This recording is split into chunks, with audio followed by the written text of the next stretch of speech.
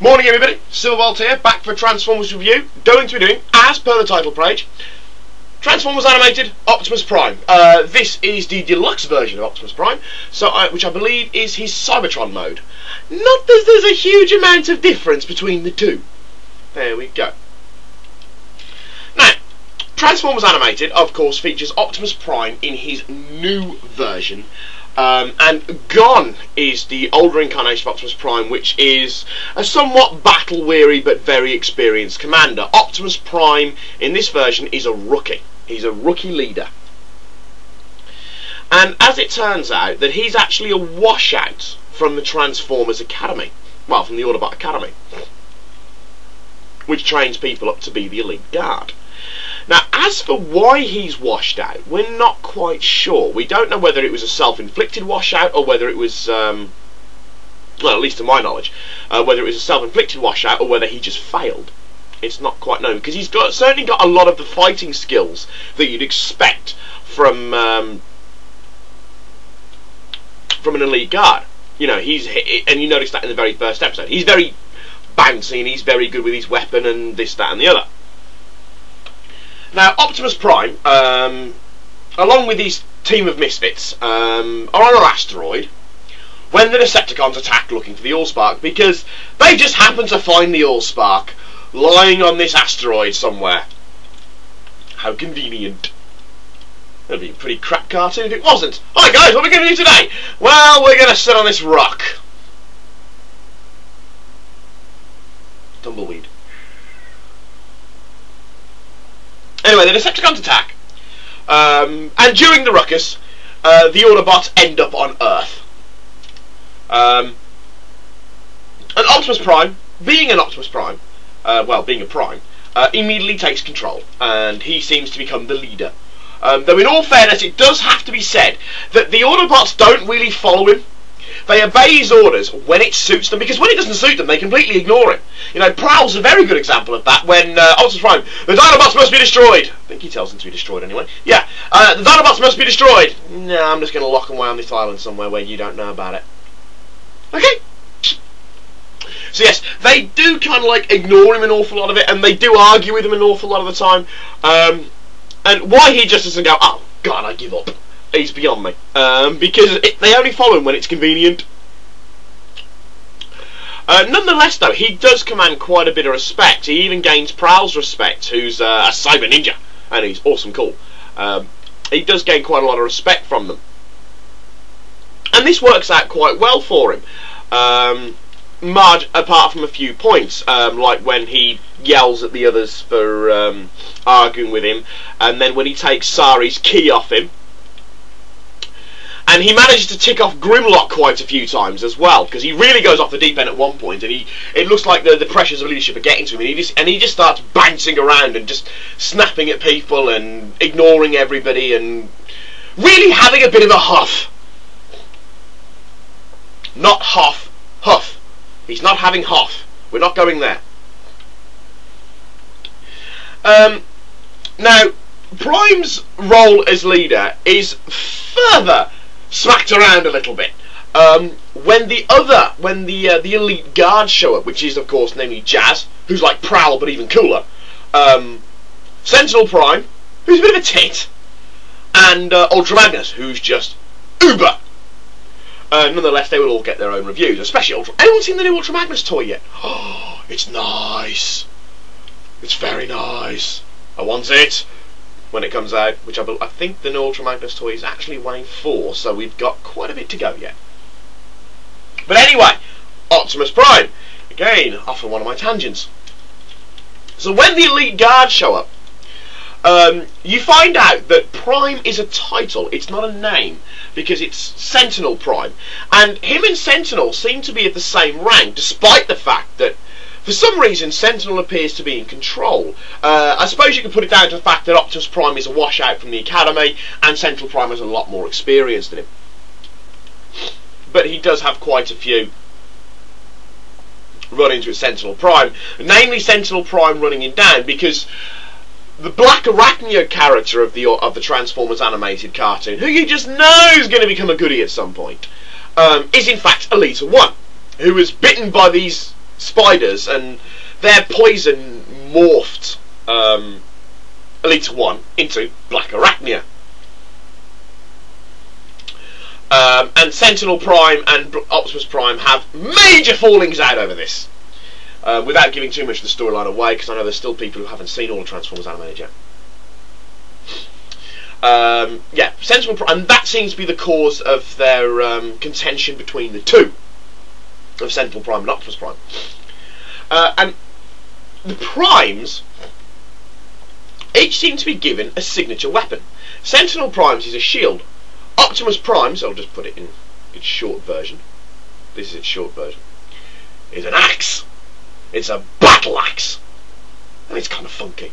Well, it's a charged ion axe, I believe, is the technical term for it, because it's got a little rocket booster in the back. But there we go. Yes, Optimus Prime. I have seen the end of the series of the Transformers Animated, so the two-part Transformers Animated, but I don't want to go too much into that, despite the fact I now know where Hasbro have actually come out with well, we just know we're going to see about another 5 Starscream repaints. How convenient. We've actually got a legitimate reason for them actually being repaints as well. They're clones!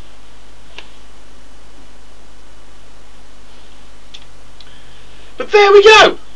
But anyway, that will come when I get the Starscream repaints, because I will have to get the Starscream repaints, because they do look uber funky. And they are quite uber funky characters, because they're all quite very amusing. But anyway, another tangent. Back to this review. Okay, Optimus Prime, of course, is in there to the very, very end. And Optimus Prime, being a fire truck, does have several wrist-mounted gizmicks. He's got a fire extinguisher, but his most common one you see is his wrist-mounted tow cable kind of job, which he does use to great Tarzan swinging effects at times. Right, now, onto the toy itself. This is the deluxe version of Optimus Prime. There is actually 3 versions of Prime, I believe. There's the deluxe version, which is the Cybertron one. There's, I believe it's the Battle Begins or something like that Prime, which is kind of cack, and so's the Megatrons. I haven't bothered with that one. And then I think you've got a Leader Class Prime as well. Yes, you've got a Leader Class Prime, because you've got Leader Class Bulkhead, which comes with the Headmaster. You've got Leader Class Megatron, which is the Earth Mode Megatron, which I do have to pick up because he's got twin swords. And then you've got Optimus Prime.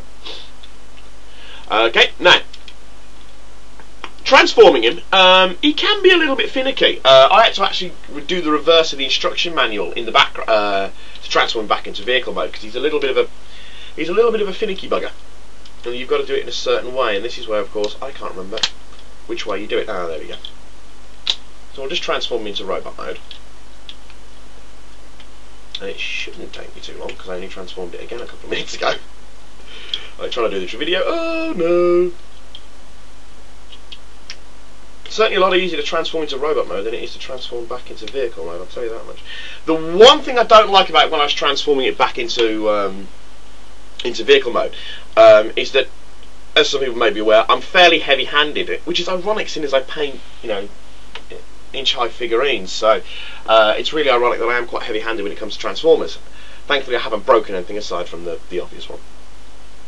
So one of the catches, you see the front bit there that's blacked out, that's a catch that you've got to put the front part in to snap it into place. And I was very worried about that I was going to break it, you know, I was going to pull it out and snap it or something really intelligent like that.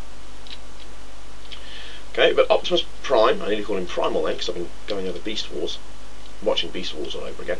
It's an awesome cartoon. Which actually, mating Beast Wars will actually bring this bring it into this review a little bit. Right, now there's Optimus Prime in his deluxe robot mode. No faceplate at all for this one, because of course Transformers Animated with Optimus Prime did what Beast Wars did and what Transformers Armada did, which was give Optimus Prime a retractable faceplate.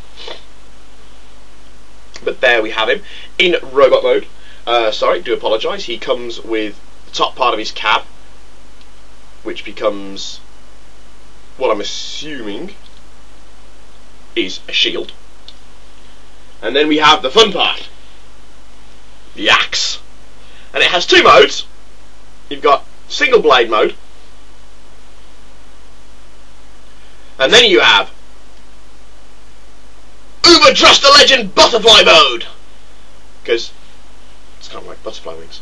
Admittedly, a proper butterfly battle axe, the wings come up, the blades come up a lot higher, usually converging into points. But there we go. Yes, but very Trust the Legend battle axe.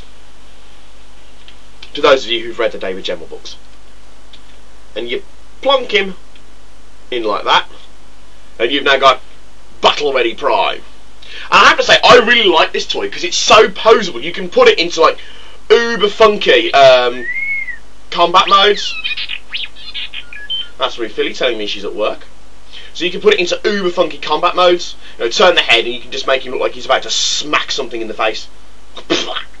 Oh, there we go. Or you can have, hi, I'm a lumberjack. But yes, I do like this toy an awful lot. I think it is quite nice. It's just its sheer posability. I just want to get, you know, a little figure of Sari and just have her about to get twatted by Optimus Prime. Now, one of the things that I've noticed about this toy, and I don't imagine it's deliberate, but it's something that has come to my mind, is that,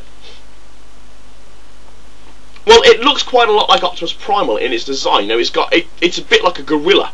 The head doesn't actually sit on top; it sits down like that into it. And the arms, if you look at the shape, of the arms on the toy itself, they come down like that, very gorilla-esque. You know, they've got those huge, big, bulky forearms, and the hands are turned. I can't properly do this. So the hands are turned in like that, and it's just a very strange way of doing it. You catch that, yeah.